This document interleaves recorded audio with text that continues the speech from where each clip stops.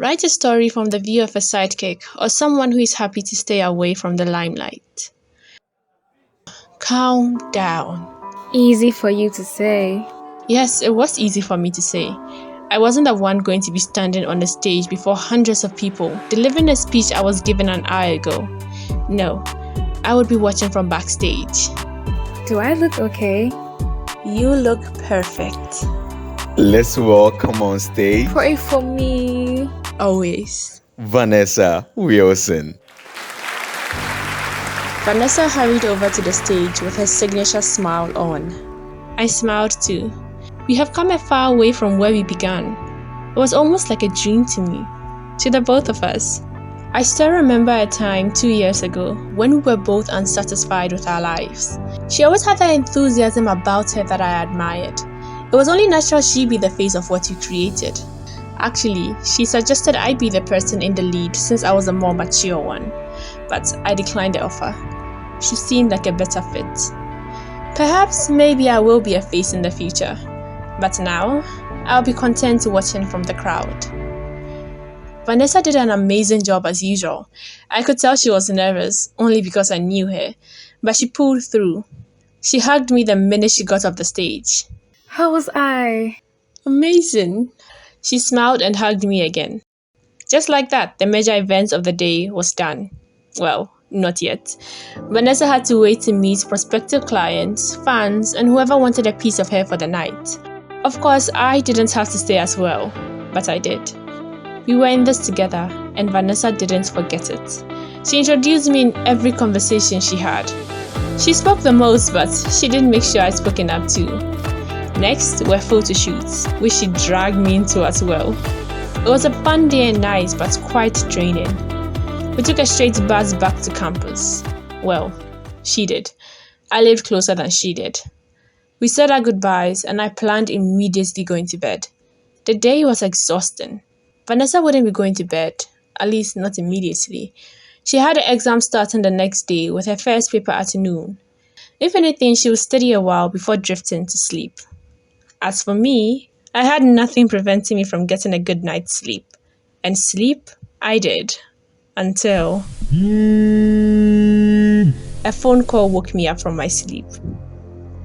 Hello? Where are you? The voice asked. Before answering, I checked the caller ID. It was one of our managers. In bed? What are you doing in bed? You are featured on Good Morning Africa and you are in bed? It took me a few minutes to realize he was right. We were being featured on Good Morning Africa. I checked the time. It was a little past 2 a.m. and the show was set to start at 6. I'll be right there. I dialed Vanessa. When she didn't answer on the first call, I started to panic. I couldn't do what she does. I'll fail, embarrass myself and let the company we suffered to build for years crumble. I couldn't let that happen.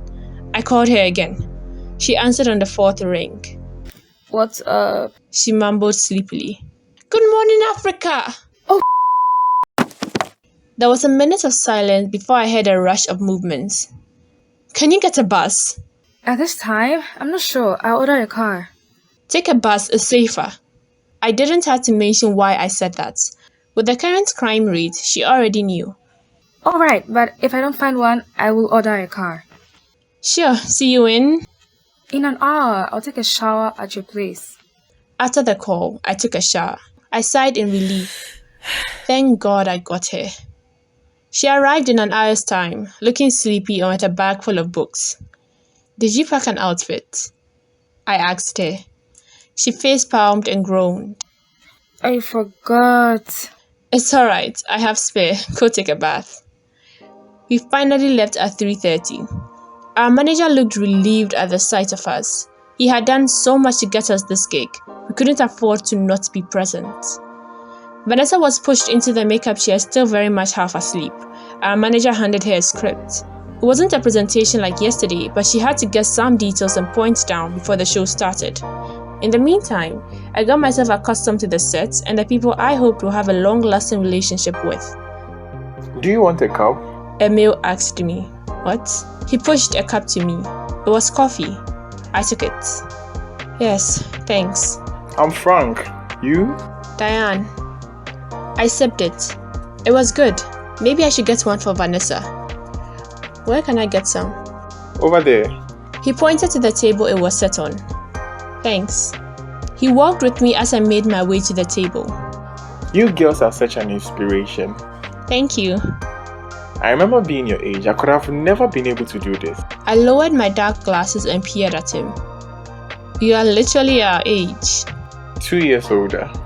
Really? I filled the cup. Give me a moment. I walked away from him to Vanessa. I handed her the cup of coffee. Thanks. She mumbled. I knew not to introduce Frank to her just yet. She was under way too much pressure.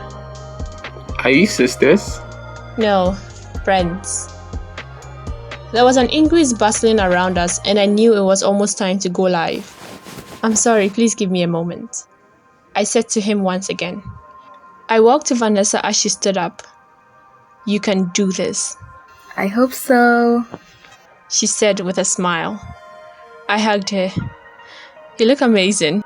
You too. We both laughed. It was time to start shooting. Good luck. Thank you. I watched her leave before I walked to Frank. Together, we watched the show start.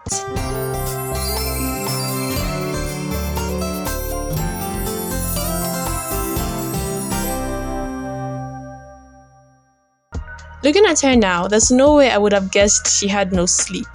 She looked flawless. She's amazing. Yes, she is. Yes, she is. The show lasted for an hour and a half, and by 8, we were gone. I picked up the book from Vanessa's face. She had fallen asleep whilst reading. I hope her papers go well.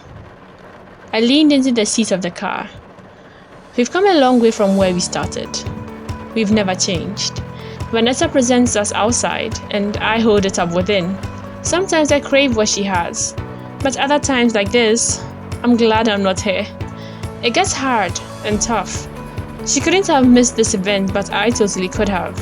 Plus with an exam to write, I totally would have. But she wouldn't. And that's probably why we have different roles, and why I'm so content with what I do. Vanessa woke up and sat up immediately.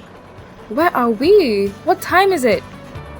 An hour away from campus. It's 9:45. She visibly relaxed and took the book again. Why are you here? I wanted to take you home. She didn't say anything. She just had that goofy smile on her face and her eyes sparkled. I'm with you. We're together in this. Always and forever. She hugged me. Always and forever.